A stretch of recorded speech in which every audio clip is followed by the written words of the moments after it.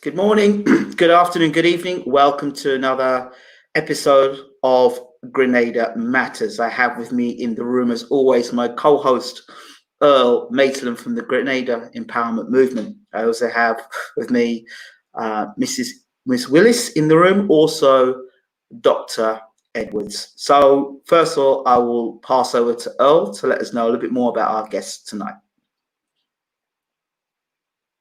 So once again, a pleasant good day, good evening, good morning, wherever you are. We have Ingram with us from England once again, trying to get the message across that Grenada really does matter. With us today, we have Ms. Erica Willis, who is an attorney at law in Grenada. We also have Dr. Leo Edwards. Right. We are very grateful to have Dr. Edwards with us here today for the first time. Ms. Willis is no stranger, as Grenada would know. Ms. Willis has been very instrumental in seeking the liberation of an asylum seeker who has been incarcerated at Her Majesty's prison since September, was it? Since August 2019, right? That's correct. Any conviction. So we will just have Miss Willis just do a brief introduction of herself, and then Dr. Leo Edwards, and then we shall begin. Hello, good morning, good night, everyone. My name is Erica Willis. I'm an attorney at law, practicing in Grenada. I'm also qualified to practice in Jamaica and as a solicitor in the UK. I've been practicing law in Grenada for the past 6 years.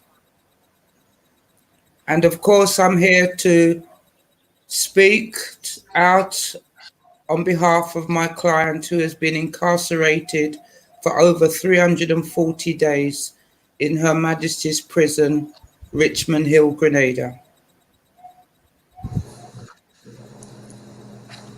Thank you. Thank you all for having me, and good to meet you, Ingram and Ms. Willis.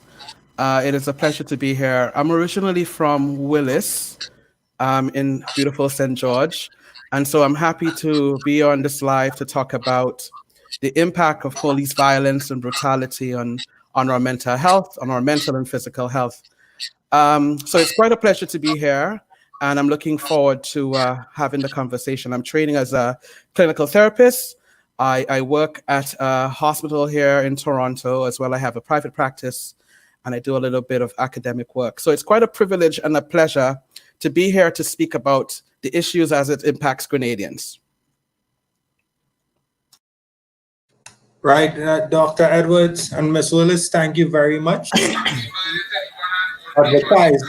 Today, this program will actually not only point out the flaws that we have in the Royal Grenada Police Force or in the authoritative bodies in Grenada, but we will also be using expertise of Dr. Edwards to add some light to the mental effects of victims and family members of victims. Also, we will kindly ask him to, give us a pattern or some sort of solution that can be used by the Royal Grenada Police Force as it relates to the attacks or the emotional outbursts that citizens faced as a result of this negligence or lack of training that we have in the Royal Grenada Police Force.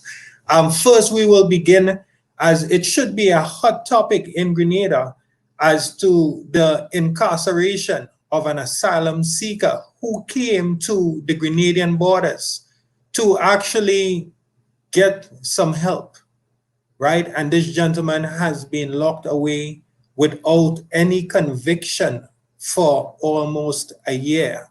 Right, we would have Dr. Edwards speaking on that as well. I could only imagine how I would actually be affected mentally being locked away in a country that I came to seek assistance. Right, so Ms. Willis, good afternoon. Thank you for being here. No problem at all.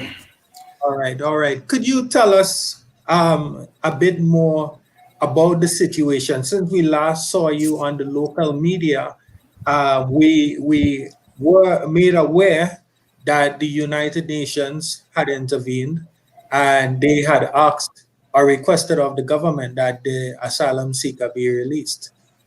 That So that could you, is that is quite correct.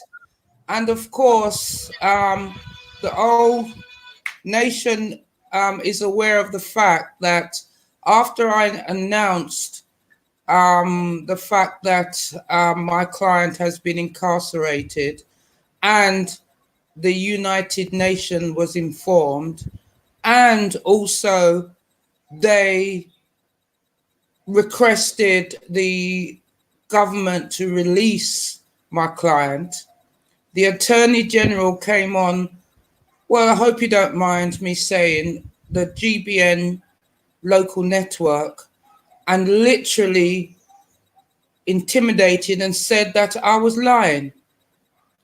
So I can only say it's actually political correct or not political correct in Grenada to tell the truth. I was informed by the United Nations. Well, I'll start again. On the 18th of June, the Grenada government was informed by the United Nations of their formal request to release my client. I was informed thereafter. Of course, I contacted the Ministry of Legal Affairs about it. They couldn't or wouldn't respond to me. So, of course, I had to make the nation known what is actually transpiring. So basically, after the Attorney General announced my misfeasance, I can only say, of course, I had to go back and tell the United Nations. I referred them to the broadcast, and they had a follow-up second request. I'm aware that the Commissioner of Prisons received that request on the 30th of June and passed it on to the relevant departments of the government. And lo and behold, no actual follow-up, or the fact that I've been trying to contact the Ministry of Legal Affairs, but there's been no response. And because there's been no response, I've had to inform the United Nations yet again that there's been no response, and I've had to take legal action to issue a writ for the government to release my client.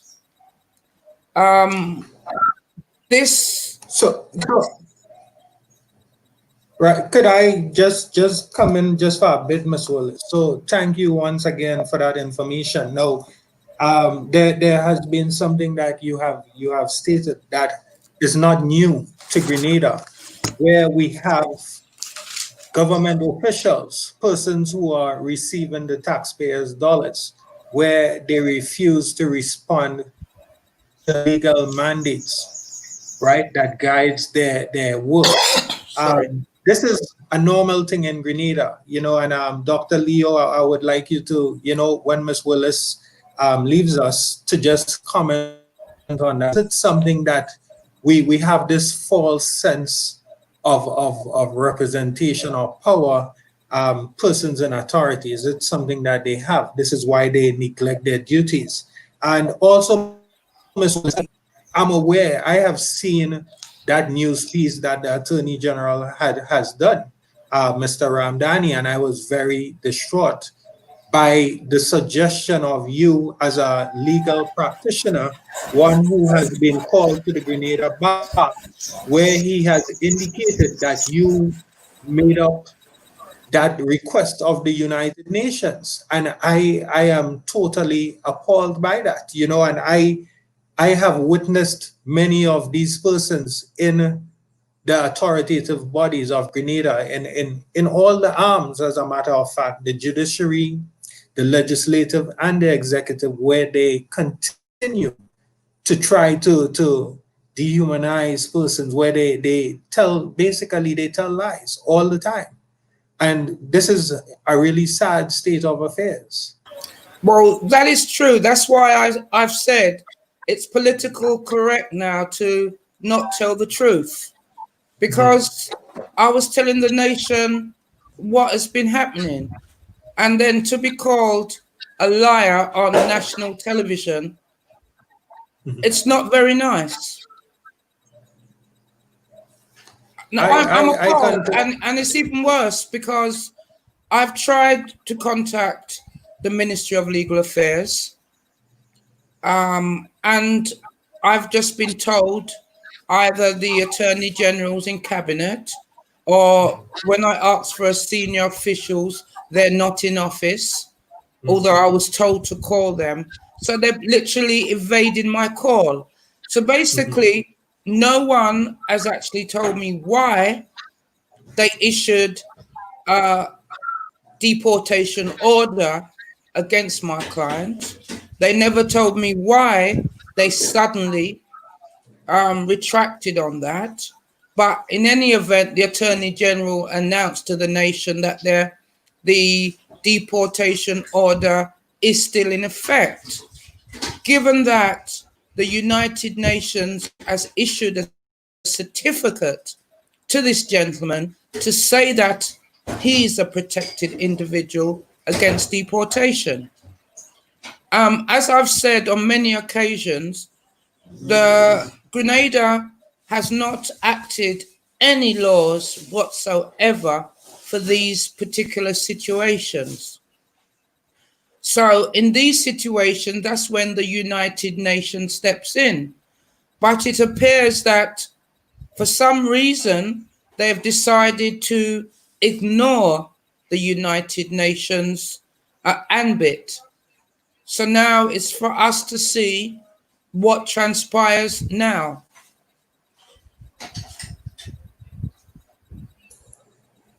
So, Dr. Edwards, could you just, there seems to be some sort of diabolical plot in Grenada to, just two people, whatever, and there are no repercussions. But as an expert that deals with mental stability and whatever have you, what do you think is really the problem here? Thanks, Earl. That's a good question. I think off the bat, people who are asylum seekers are already in a very precarious position where they need support from government and society and community. Here you have a situation with a gentleman that is seeking asylum. He left his home in a new country, doesn't have real good social context, probably doesn't have friends and those things. So you have a situation where an individual's fleeing for whatever reason, they're in a new land and still they're excluded. That is an additional mental distress for him to contend with.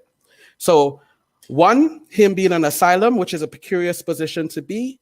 And in addition, being in prison and being held for a lengthy period on time wouldn't do anything but add to the psychological distress that he may be experiencing.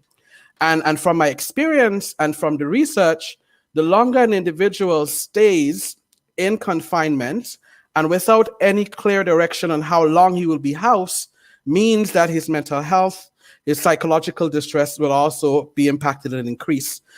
If, for example, you say to the gentleman, you'll be released in 3 weeks, then concretely he knows he can look towards a discharge. Human beings, we always want some direction and some sort of thing that we could hold on to.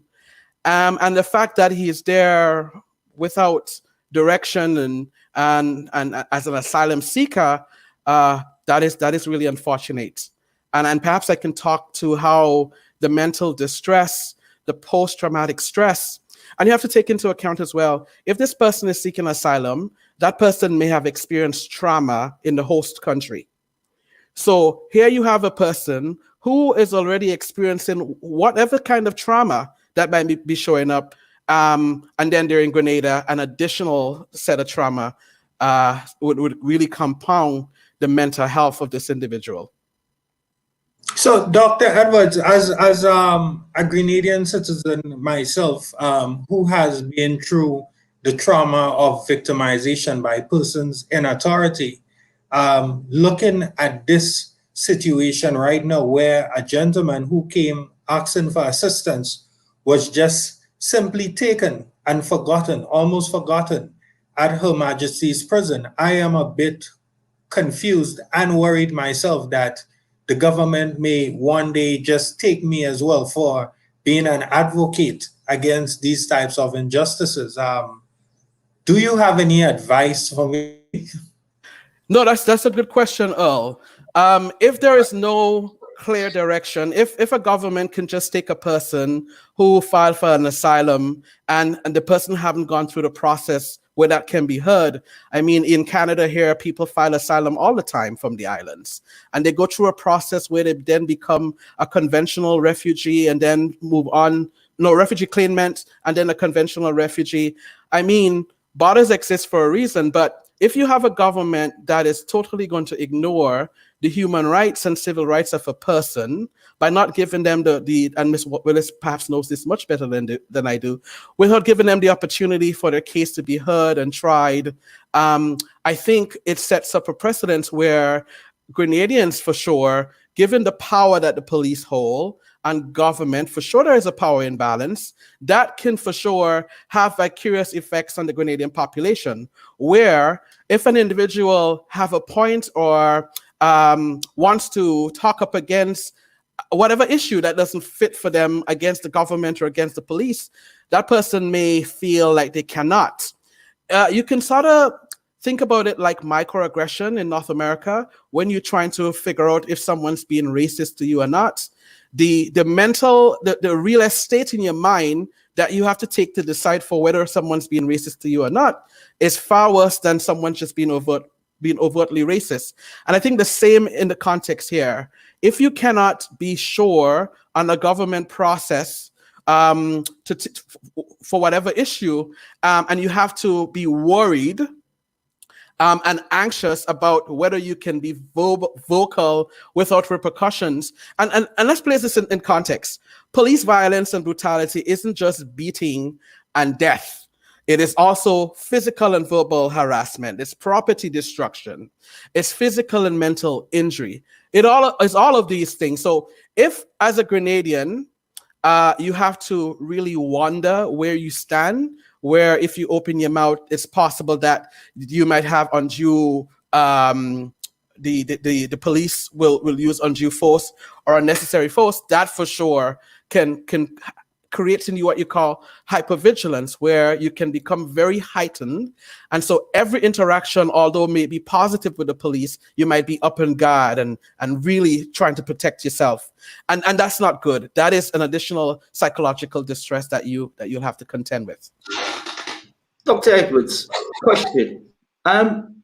What does this do for the psyche of the Grenadian people, knowing that they can't turn to their government or their police force for help when they have a matter which, as a taxpayer, they're paying for? What does that psychologically do for the nation? Well, I think that question can be answered in two parts. I think which Grenadians? I think in Grenada, when you factor in class, the access that you have to police and police surveillance and police involvement might look very different to a family who is probably poor and in a precarious environment. There's many things in the media to suggest that the way policing is done to affluent folks in Grenada shows up very differently to individuals that aren't affluent. I think for those folks in Grenada who are poor and doesn't have access to resources, human and financial, it would for sure create a situation where they can feel quite silenced. A silencing can take place. I think if a person do not believe they have the capability or the access to be heard for sure that person then is being invisible in society. So I feel overall, it can create a situation where Grenadians may feel that they don't have the opportunity to be heard. And you have to factor in, Grenadians aren't just operating in a space where there is police violence. You have other stressors in life that you have to think about. You have to think about, can I even provide for my family? We know unemployment is a huge issue. So you have to factor in what is called the social determinants of health. And all of those things, not having access to employment, not having access to just a proper way of living, constantly be worrying about where you're going to get another meal, and those things adds to the psychological stress that people experience. You can think about it like a mango tree, and you have a wood peck, and each time you come up against a stress situation, you take a chip out of the mango tree. Eventually, that's what happens to psychology. If every time we confront violence, police violence, violence across a family, violence across the state, violence from not having, it takes a chip out of psychology, and eventually you may experience what's called a mental health illness or a mental health challenge. I wanted to follow up with that. There's a lot of suicides that have been happening on the island of Grenada. And to add to that, how the young men and women of Grenada are receiving all this pressure that's on them, and now the result of that is more suicide. When mental health is being dismissed or unchecked, or the people that are dealing with or handling the young men and young women, or just the people in Grenada in general, are not handling and not properly qualified and dismissing mental health, what are the effects of this? That's another good question. You guys are asking me some amazing questions here. I think mental health in Grenada, as it is, there's a lot of stigma. I grew up in Grenada. I had cousins who had mental health, and as a kid, I remember being threatened. If you don't stop behaving bad, I'm going to send you to uncle, whatever his name is. So there's a real stigma around mental health, where if someone's experiencing a mental health break or a mental health challenge, that person maybe was going to remain silent. That person perhaps wouldn't open up to talk to friends or family, or even perhaps a professional. Because you and I both know that there's a huge issue with confidentiality in Grenada. That you share a story with a friend, with a family member, and even a professional, and for some reason that story ends up in the street. I think all of those things compound the experience of mental health stigma in the island, and factor in the history that surrounds the way we experience mental health, where from the church you've been told that you're possessed with a demon, or Satan, and all these things take you over. You have folks that are experiencing mental health that are not getting the support. And I think those narrative plays in through the other sectors in our society, through even education and school and all of that. So for sure, I think there is space, and there's enough evidence to suggest that in Grenada there needs to be a real shift to how we talk about mental health, and even how we talk about suicide. You'll hear people saying stuff like, this person commits suicide, which really is either further stigmatizing. People don't commit suicide. You complete suicide. If you attempt something, you either complete or not. And I think even the language that we use needs to change, where we don't further stigmatize the person who may have attempted suicide, and more so the communities and the families that they're from. So, Dr. Edwards, right. Ingram, I think your mic muted, but I just want to show a video to Ms. Willis as an attorney at law, and Dr. Edwards. And this is a video of a civilian like myself who actually took footage after this officer in the video allegedly kicked an older gentleman off of a motorcycle. So all of us from Grenada, all of us. All of us are the same rights, just like him. The law is not for you alone, the law is for all of us.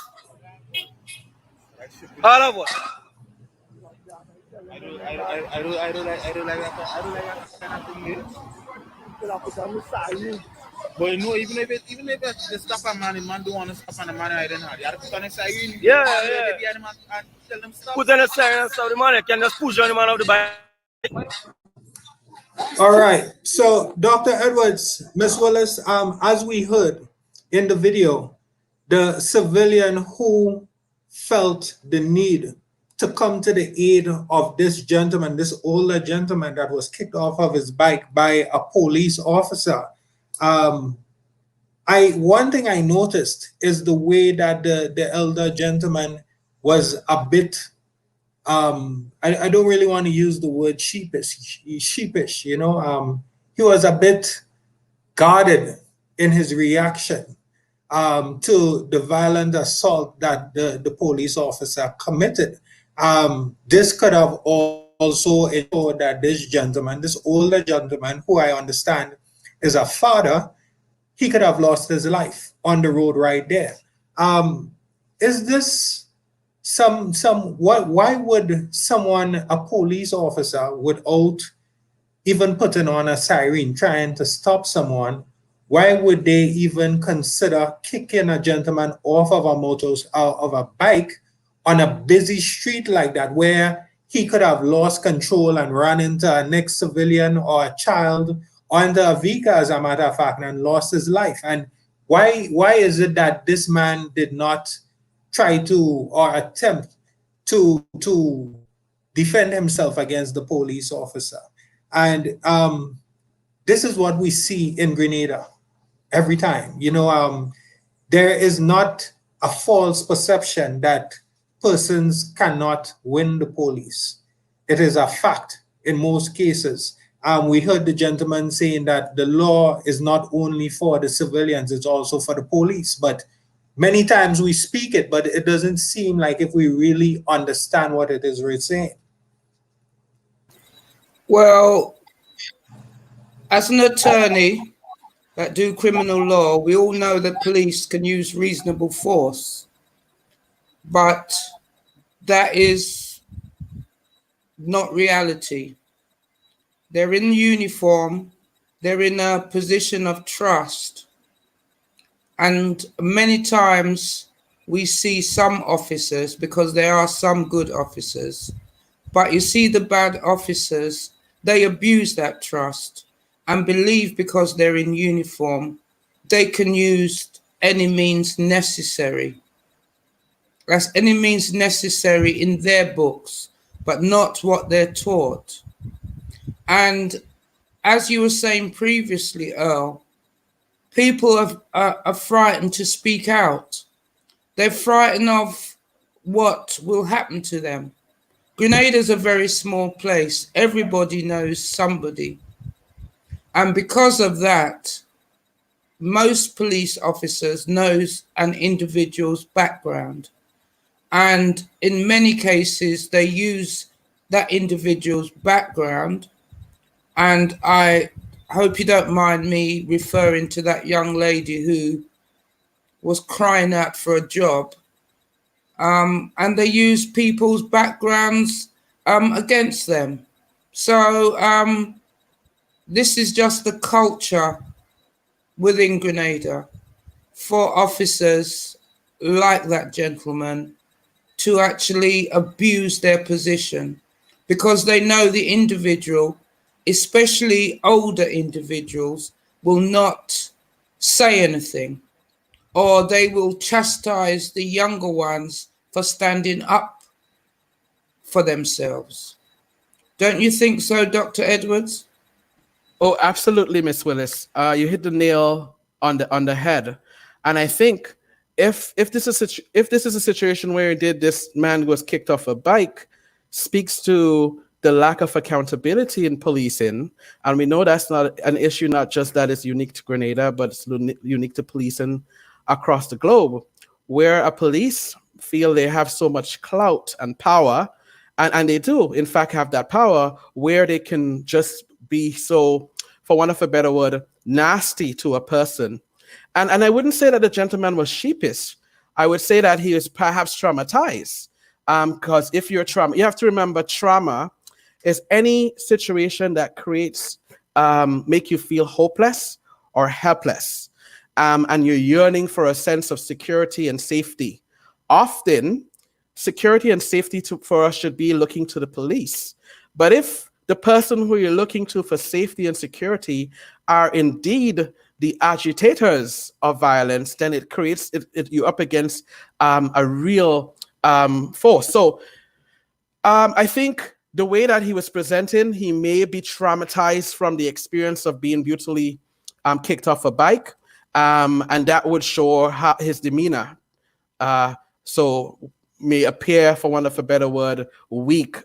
But police violence, physically and mental, can create emotional trauma.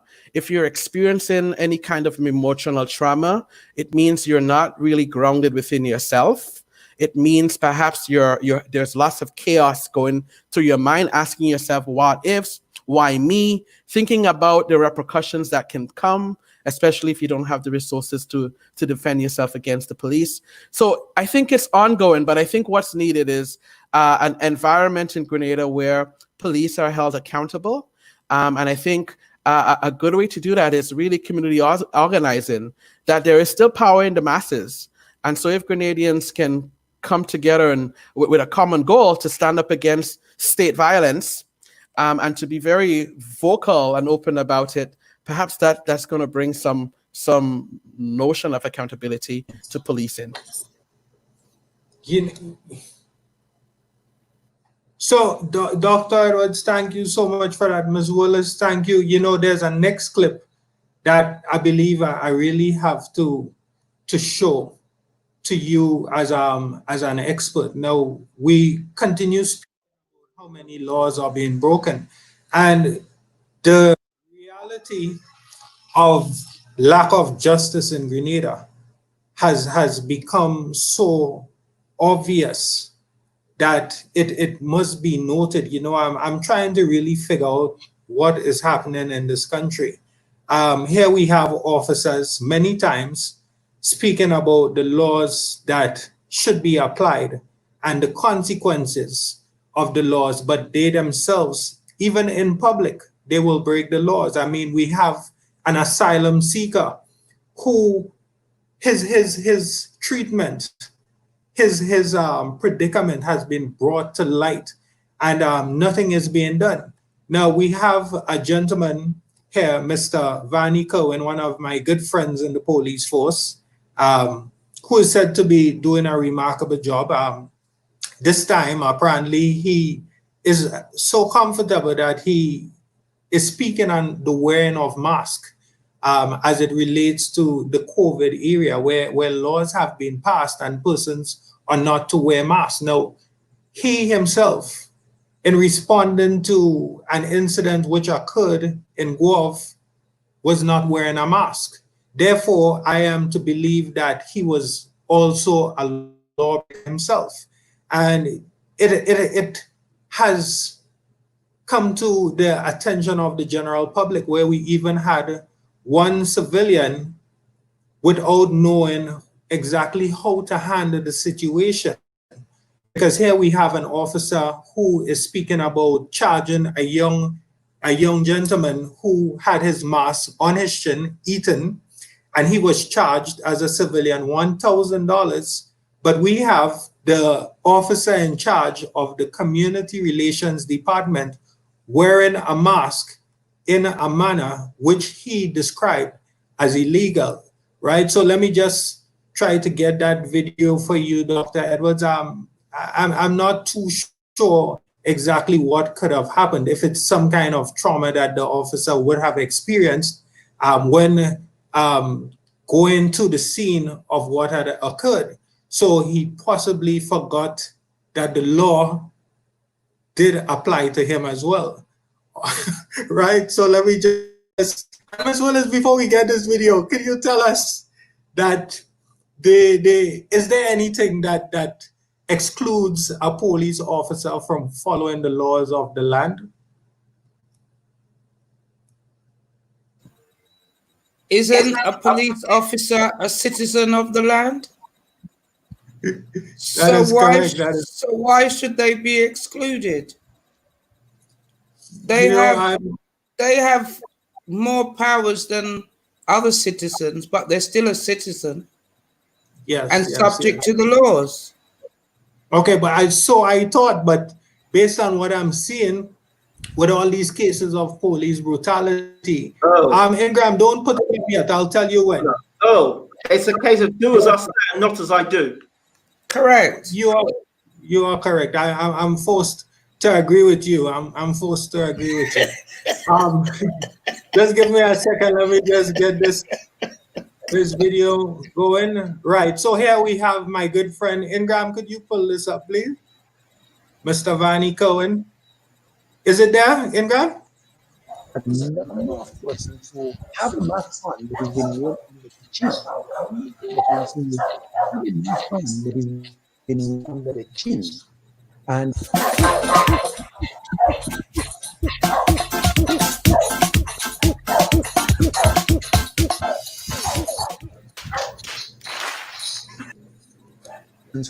who have a mask on but it's been worn under the chin. A number of persons who have a mask on but it's been worn under the chin.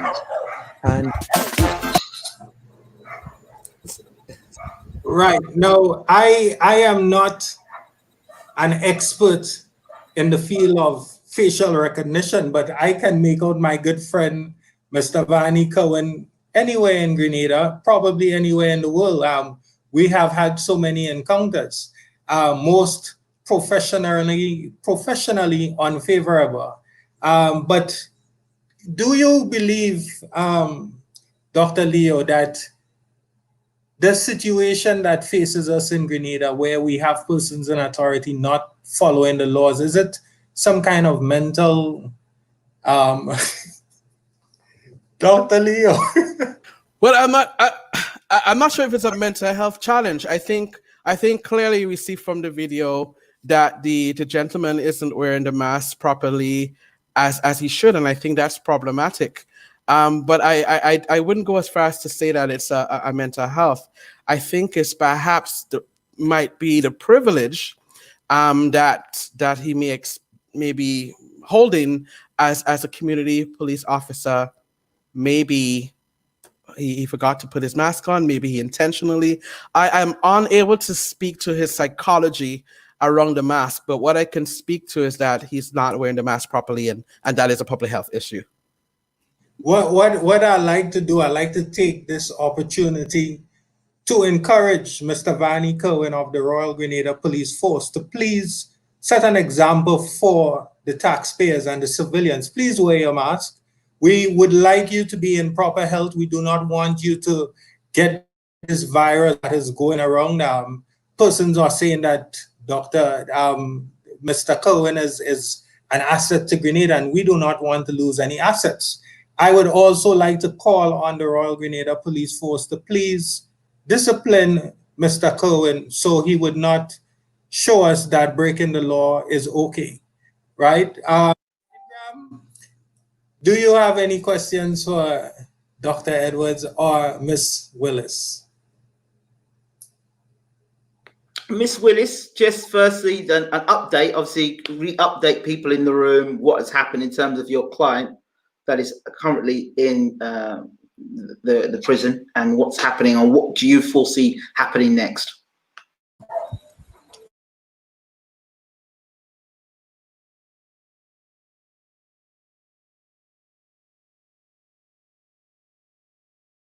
Ms. Willis, you're muted. You're muted. All right, sorry about that. As I was saying before, the United Nations have issued 2 requests. One's the normal formal request to release my client, then a second one. I must say they took the unusual step of interviewing my client in prison. I informed the United Nations on the 14th of April of my client's situation. By the 10th of June, the government had not released him or given any reason why he was there. And after a 2.5-hour interview, which was not complete because there's no confidentiality at all. The United Nations has issued him a certificate to confirm that he's an asylum seeker. Even though I've contacted the authorities, the prison, the Ministry of Legal Affairs, actually I was told the Ministry of Legal Affairs would contact me, waited all day. Then in the late afternoon, I contacted the office and I was told the individual was not in for the day.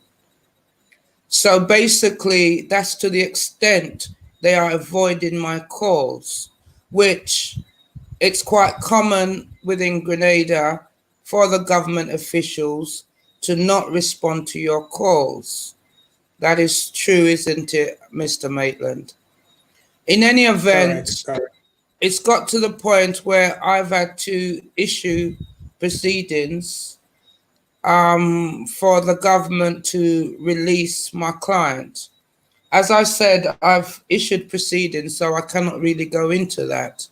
But after 340 days, so that's nearly a year, this gentleman is still incarcerated at the prison without conviction, and he was placed there for 11 days for the authorities to investigate his plight. And So, Miss Willis, Miss Willis, Ingram, just 1 second. Dr. Edwards has only 9 more minutes with us. So, Dr. Edwards, as an expert, right?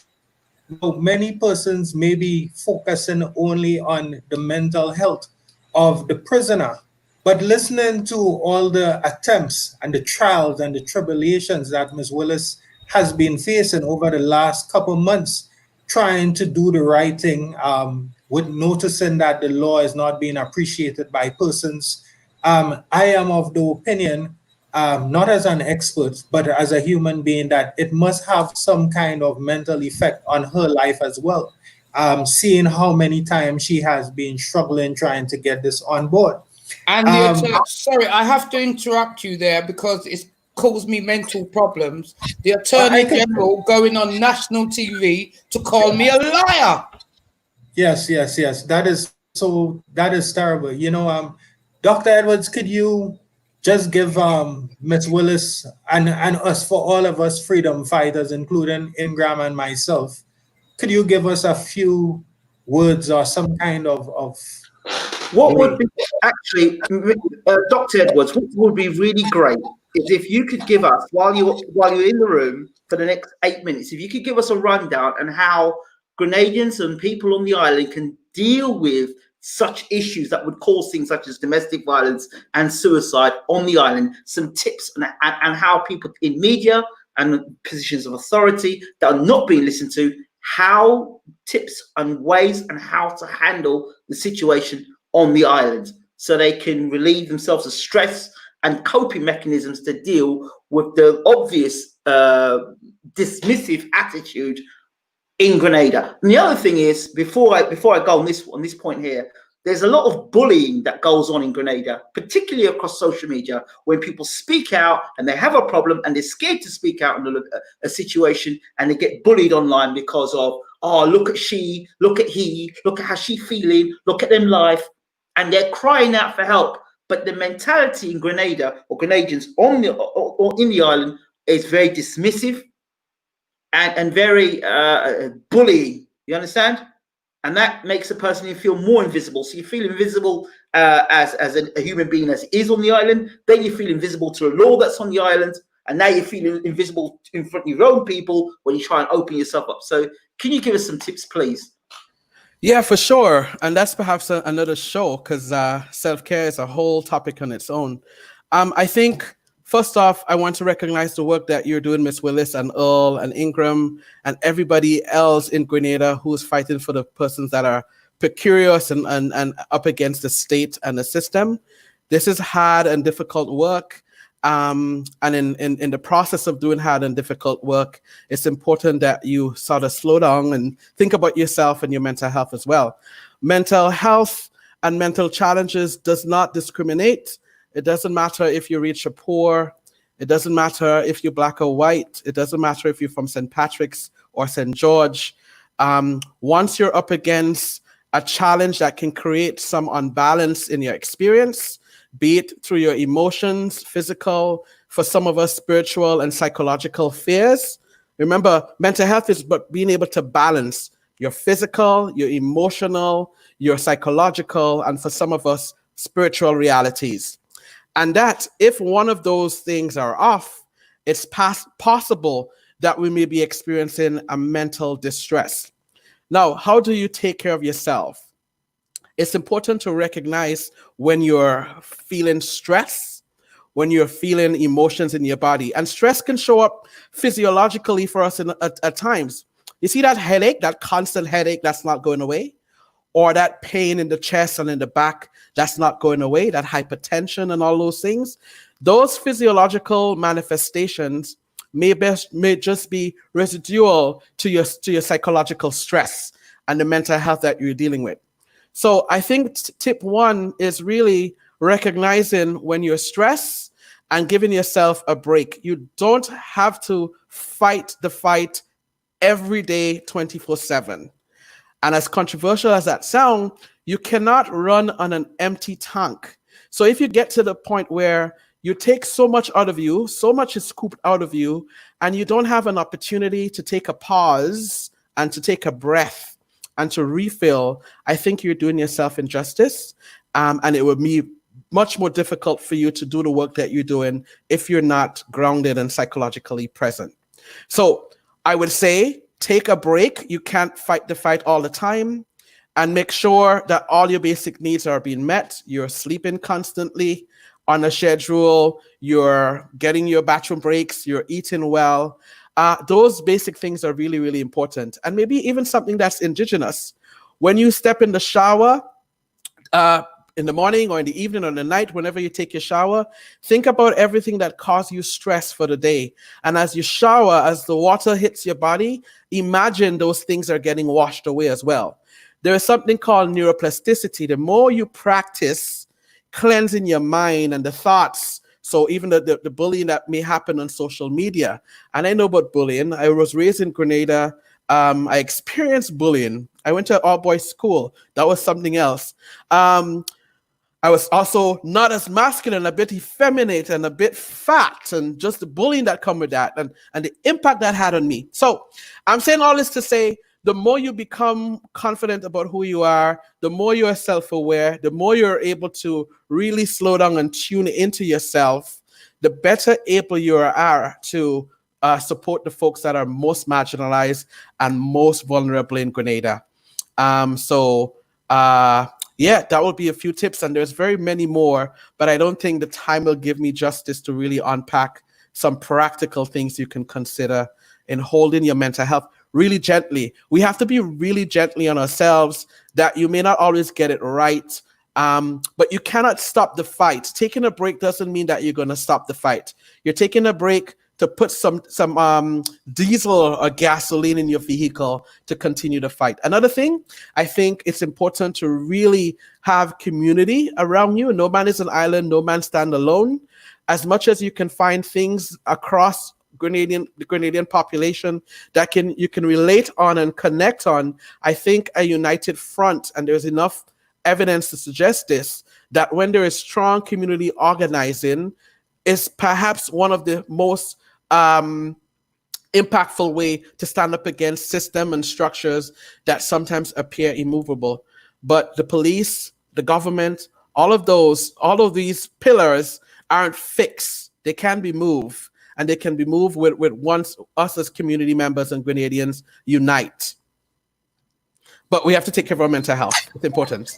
Thank you. Can I just say something? You're correct. Within Grenada, the largest thing that happens is character assassination, right? And a lot of people are so conscious of their character, but you cannot be, because that is what they always attack. I'm Jamaican by birth. I'm very proud of it. So of course, they see me as how can I say? One person in the registry says I've got what's that management issue? Anger management? Yes. Because I cannot tolerate people taking advantage of other people. So when I step in, and of course I raise my voice. So that's when they say I've got anger management issues. So of course I play up to that. So if they think I've got anger management issues, they better watch out. It might just be a matter of you being assertive and not necessarily anger management. That's true. Yeah. But it's character. They Yeah. assassinate your character. Assassination and that for sure. Yeah. Personal attacks for sure can have a serious impact on on your affirmation and who you are as a person. And I think hence the reason why some folks don't want to get in the arena to stand up against strong and powerful systems, because you don't want to be called out. You don't want your name get slang through social media and across the island. And that for sure, I think, is a barrier to bringing people in. But you have to rest assured, be really affirm in who you are, to stand against whatever politic. The personal is always political. And by that I mean, whenever you show up, Grenadian or Jamaican, male or female, rich or poor, whatever and however you show up, it's always political, because it's always in tension to the state and to the society, those larger structures.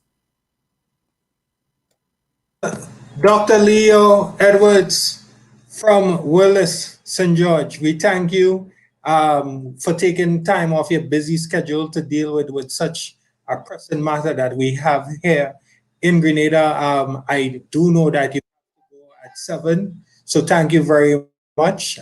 We do hope that you will join us once again to speak about mental health issues, especially as it relates to suicides and so on that we have in Grenada. So thank you, Dr. Edwards, for being here.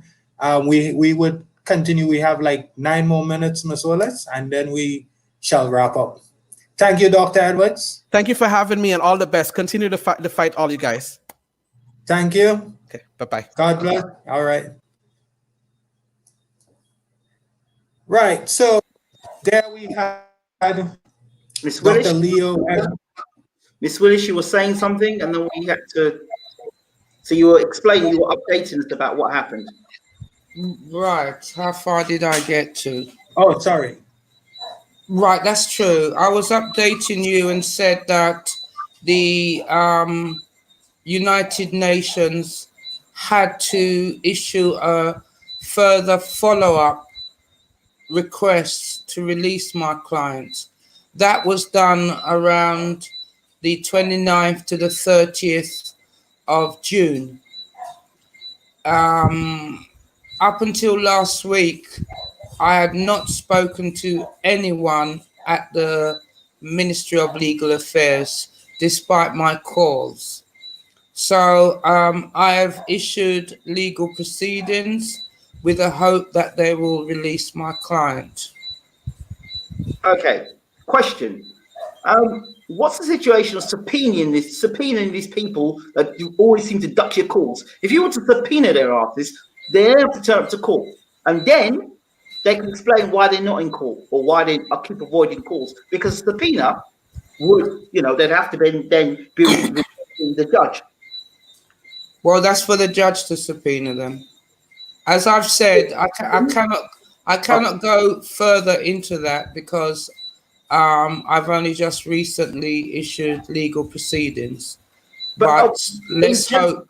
Generally, if a situation like that, not just that, any legal situation, you have the power as an attorney to pull in and subpoena people, right? And bring them in, right? The court has that power. If the court decides, well, whomever you put down as the respondent, because of course my client will be the applicant, the respondents would need to appear in court, and if they don't, that is when the judge, the court, they cannot refuse. Even the Prime Minister cannot refuse if the court requests their attendance.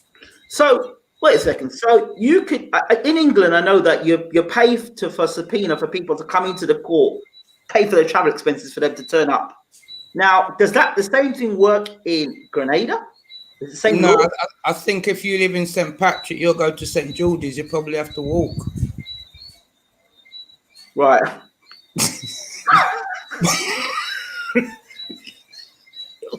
My apologies. No, if you're called to court, you must attend. Otherwise, it's contempt of court, and you could be imprisoned.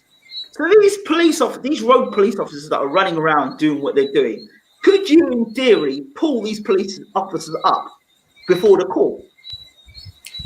Well, you could do, but the problem with that, within Grenada, the police do the arrest and they also prosecute in the magistrate's court, which is clearly a conflict of interest.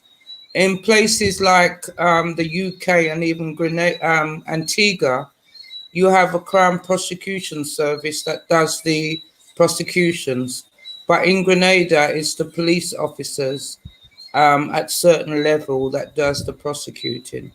So is there nothing like a solicitor's board that can get together and say, look, this is enough, or are the solicitors in the hands of the government? Okay, there's a bar association, but no, it's separate. So, Ingram, let me, I want to, Ms. Willis, I want to wish you all the best in your attempts to make Grenada a better place, especially as it relates to that asylum seeker that you're representing who has been illegally incarcerated for almost 1 year at Her Majesty's prison. I want to wish you all the best. I really do hope that the persons in the government, especially in the Attorney General's office, that they will take their job seriously and they will appeal to the humane side of them if they do have one. If they don't, I hope that they develop one sometime very soon so we could get that gentleman out of the filthy conditions of that prison. I know that you have been on this case for the last couple months and the toll that it would be taken on you, as we have heard Dr. Leo as an expert say, of course it will affect you mentally, because this is not something that you're doing as a profession, but you're also doing it as a human being that is looking out for a next human being who is in need. And we always like to tell people of integrity like yourself that we appreciate what you're doing in Grenada. We appreciate everything that you have done. I know that you have assisted many victims, including a gentleman, Mr. Paul Noel.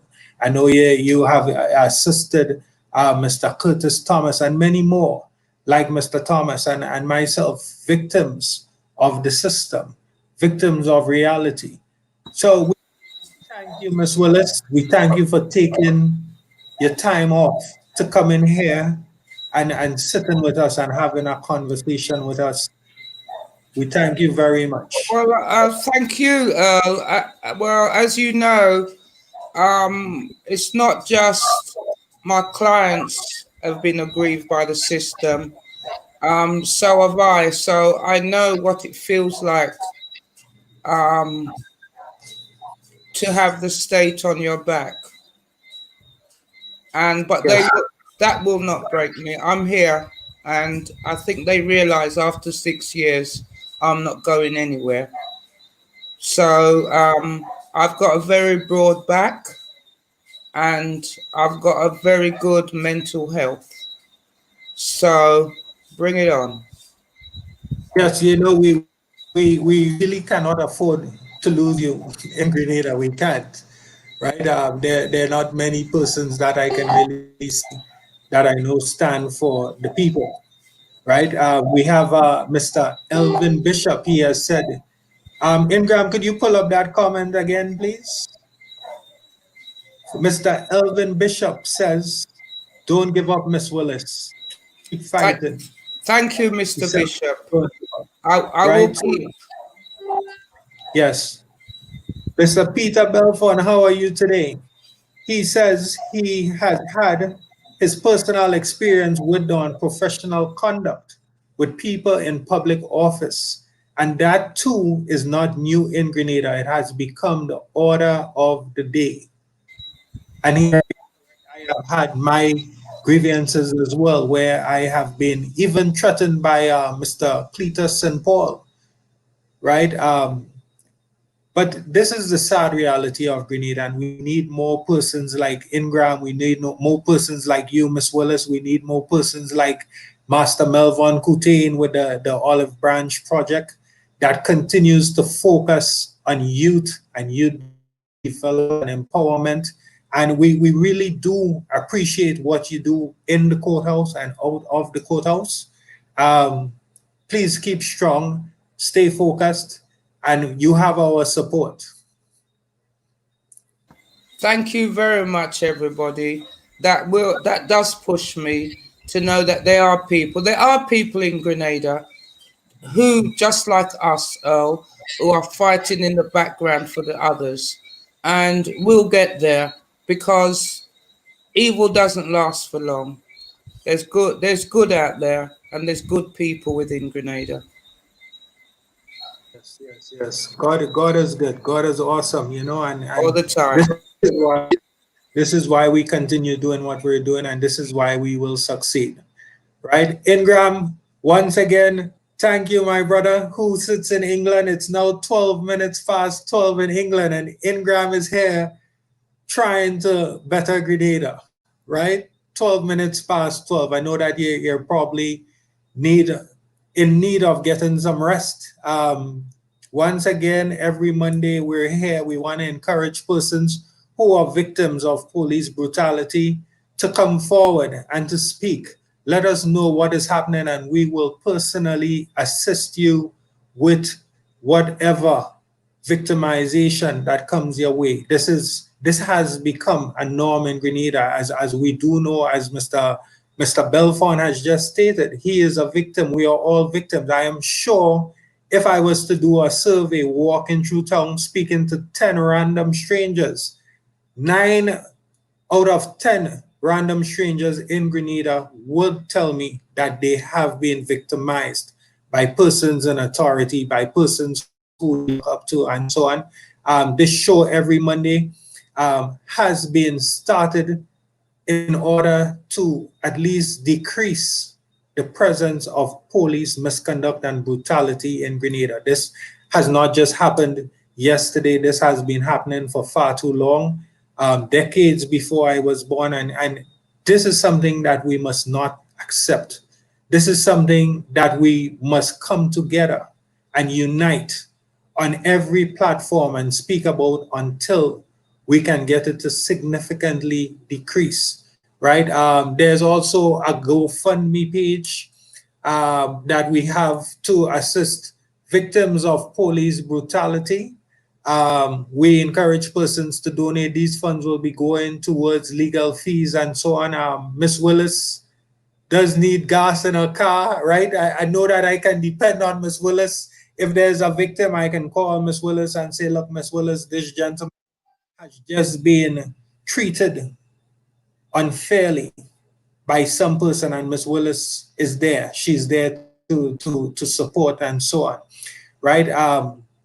But all in all, there are legal fees that need to be paid. We do not have a proper functioning judicial system where victims are being represented by our prosecution department. And this comes from not Ingram, not from Ms. Willis, it comes from Earl Maitland, who has experienced and observed it many times, right? This is my view, that the prosecution department has failed us in Grenada. This is why we have police officers enter in the homes of young civilians and shooting them in the legs. This is why we have lost Oscar Bartholomew and Cameron Peters and Mr. Claudius St. Paul. This is why Mr. Curtis Thomas is a victim even today. His son, Sean Thomas, Mr. Paul Noel, Earl Maitland, we are all victims.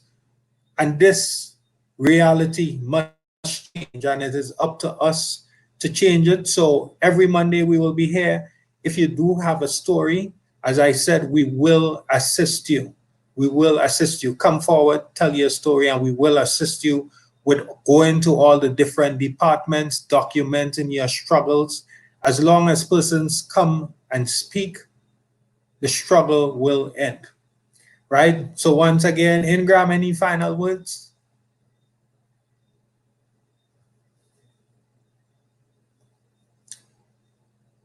Ingram, you're muted. Once again, thank you so much, Ms. Willis, for all the hard work you're doing in Grenada.